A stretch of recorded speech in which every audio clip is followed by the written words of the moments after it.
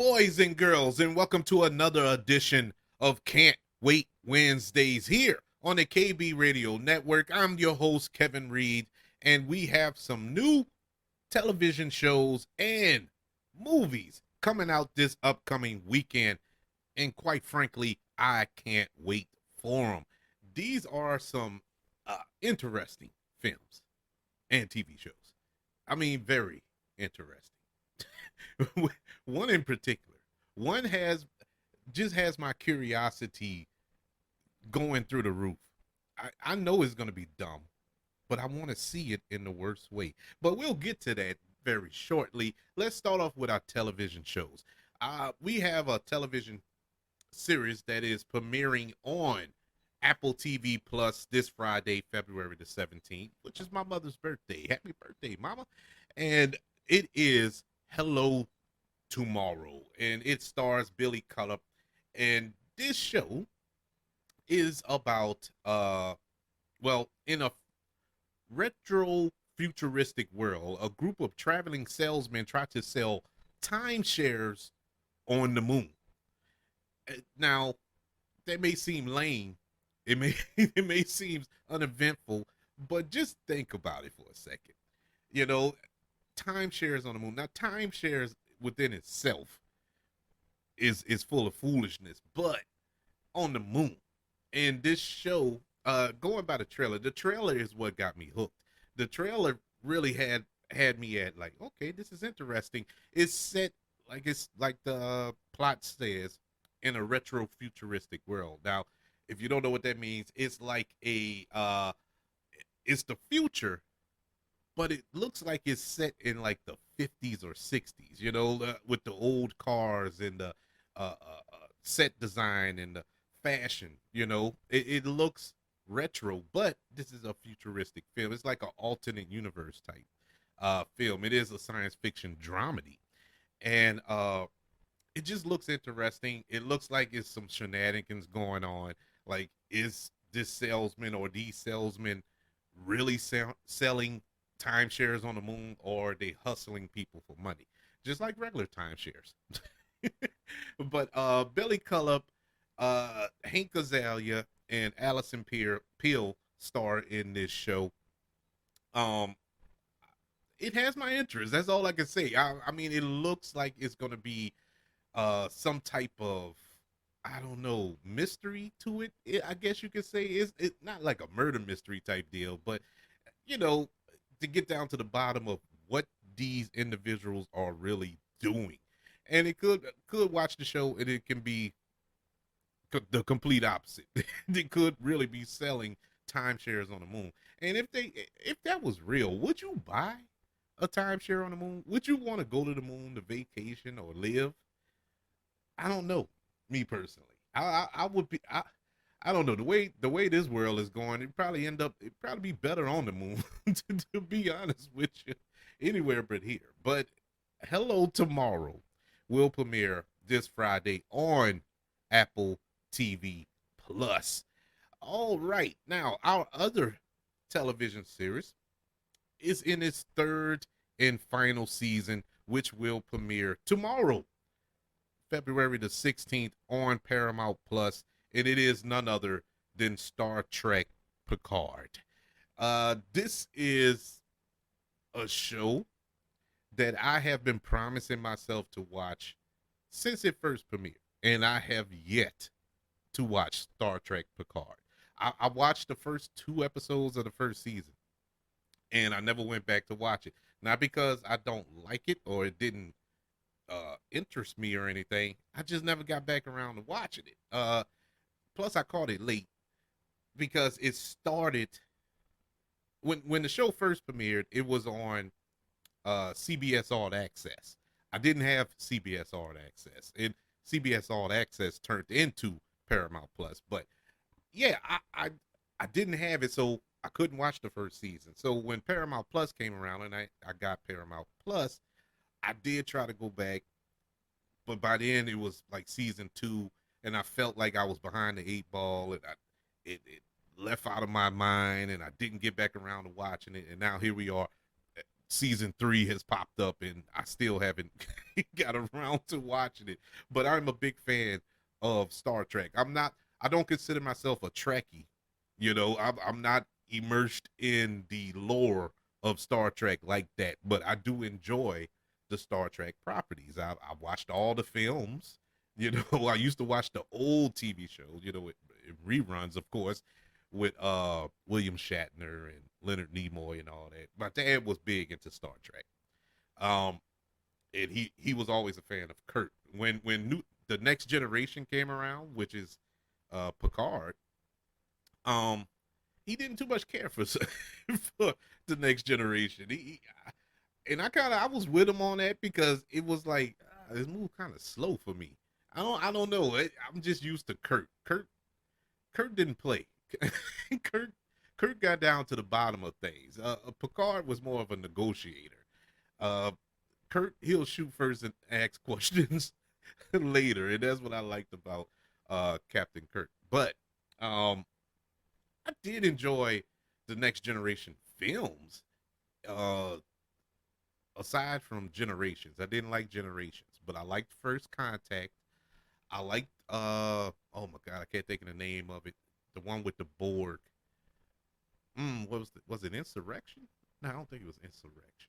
It could have been, but anyway, I enjoyed those films, and of course, who doesn't love Patrick Stewart or Sir Patrick Stewart, should we say? And yes, he is reprising his role as Jean-Luc Picard. Along with him, returning from the Next Generation cast is LeVar Burton as LaForge, Michael Dorn as Wolf, Jonathan Frakes as Riker, and Brent Spiner as, I don't think he's Data. I think he's another android in here, but he played Data in the Next Generation. So this is the final season. This is the final go around. Initially, it was just supposed to be one season. They was only going to do one season of Picard, and it took off. It went into deep space, I guess you could say.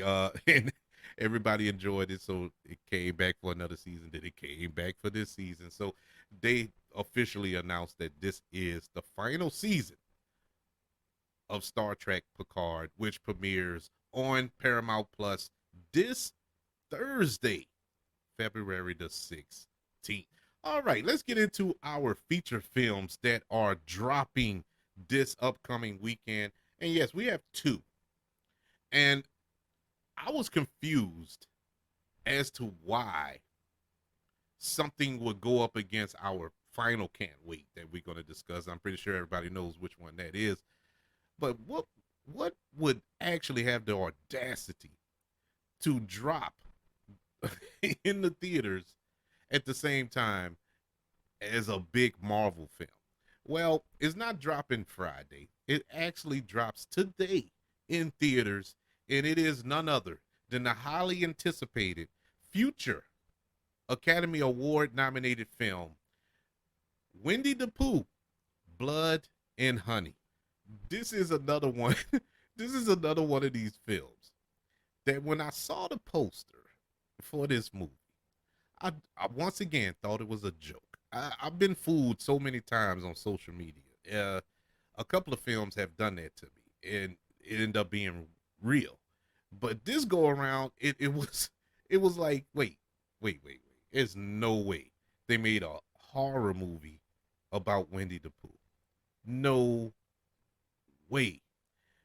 And this was like last year sometime. They been dropped that, and I say about a month later, it could have been maybe a week or two later, the trailer dropped. I'm like, okay, let's see where this goes. And I sat down, watched the trailer, and I'm like, oh my god, they actually made this movie, and it looked horrible. But I want to see it so bad. It is. I can't explain it. I cannot explain it. Here's the synopsis of Winnie the Pooh, Blood and Honey. The days of adventure and merriment has come to an end as Christopher Robin, now a young man, has left Winnie the Pooh and Piglet to fend for themselves. As time passes, feeling angry and abandoned, the two become feral. After getting a taste for blood, Winnie the Pooh and Piglet set out to find a new source of food. It's not long before their bloody rampage begins.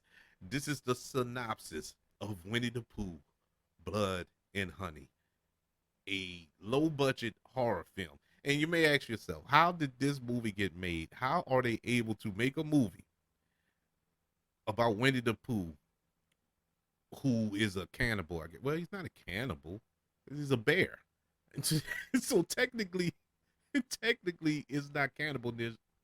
That is the natural order of things. But how? Well, last year, or maybe the year before that, or whatever, the property, it's the rights for Winnie the Pooh became public domain. And so technically, me and you can make a Winnie the Pooh movie and not be sued. It's public domain. This movie was made for $100,000. This is the lowest of lowest budgets you can get in filmmaking. $100,000. It already has been shown in certain theaters in limited runs, and it already made over $1 million. I think just over $1 million, 1.1 million, I think. It was initially going to be the fandom events where it was just going to be a one night event in theaters. But due to the popularity, due to clamoring to see this movie, the studio behind this decided to give it a wide release.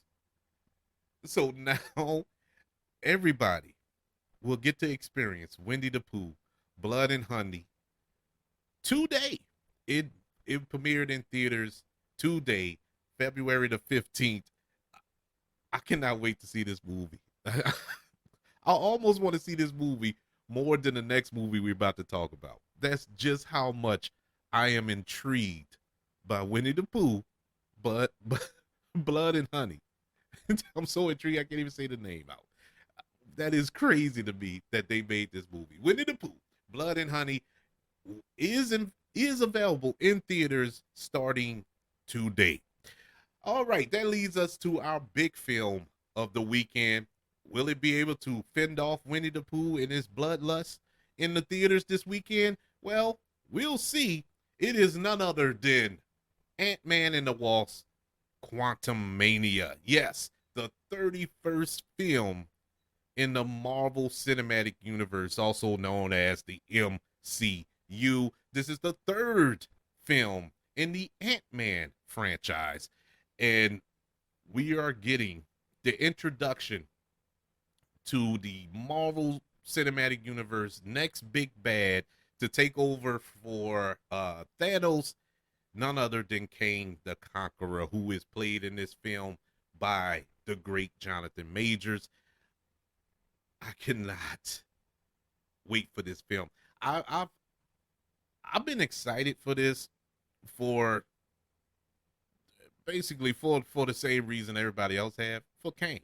It's not so much for Ant-Man. And Ant-Man, as much as I like the Ant-Man films, I'm not the two previous Ant-Man films you'll never catch in the top 10 of Marvel films for me. They're not that good, but they're not in the bottom half either. I actually like them for what they are.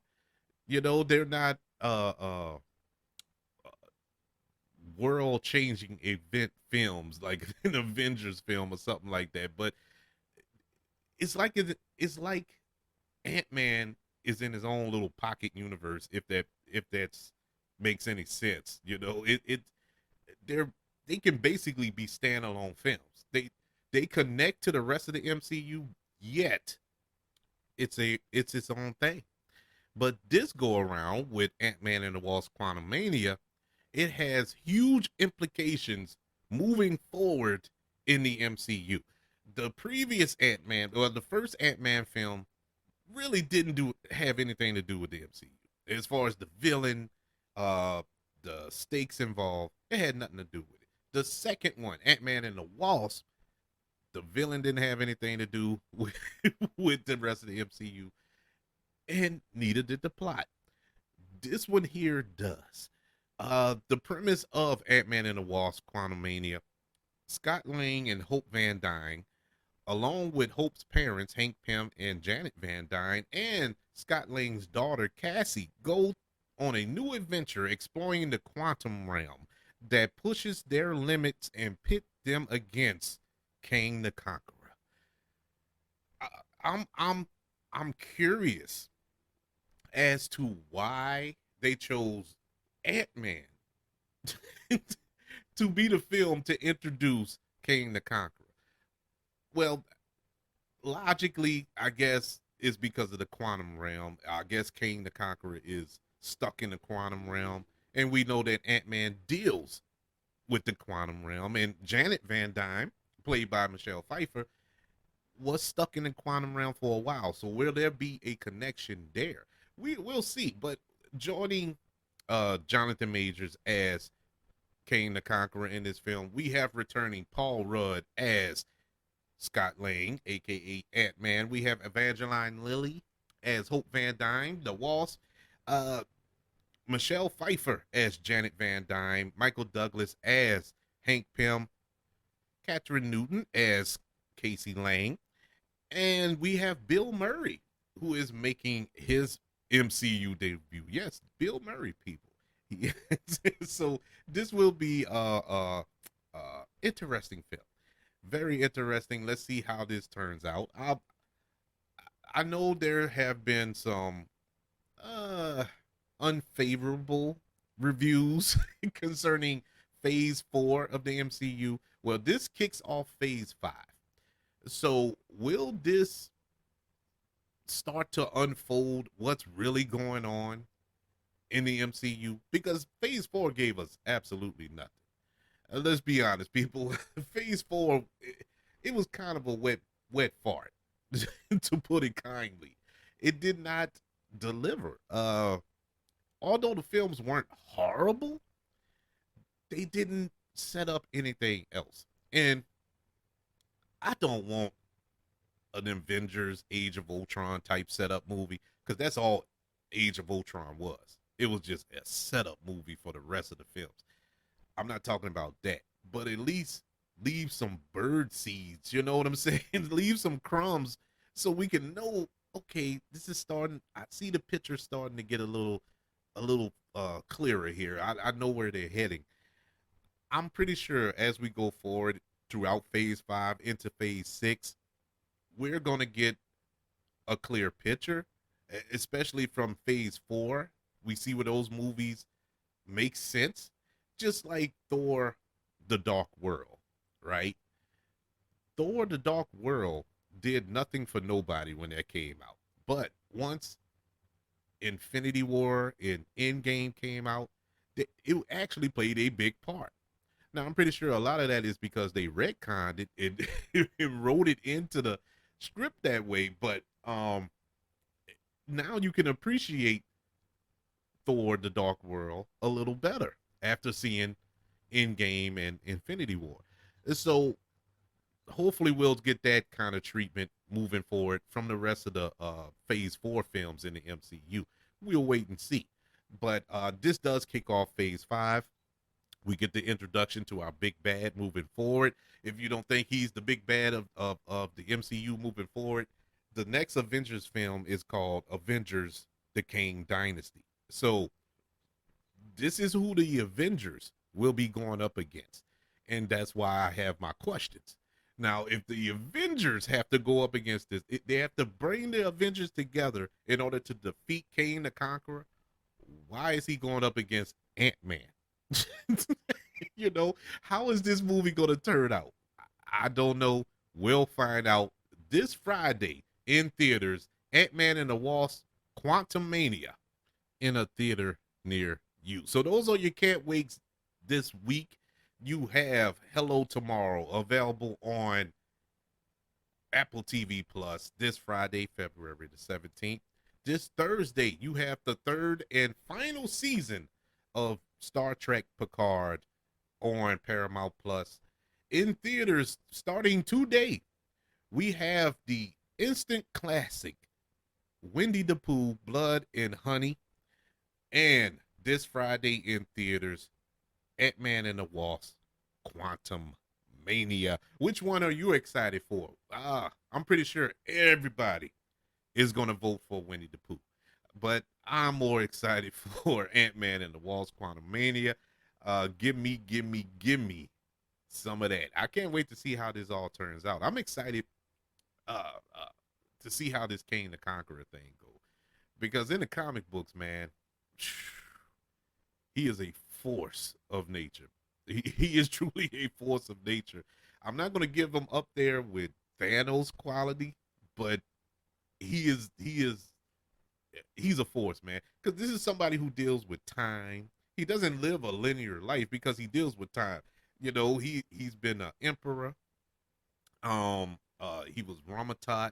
He was the Scarlet Centaurian.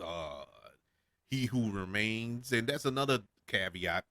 We already got a slight introduction to Kang the Conqueror, at least to Jonathan Majors, in Loki season 1 last year. So, but he was a different variant. There's so many different variants of Kang the Conqueror.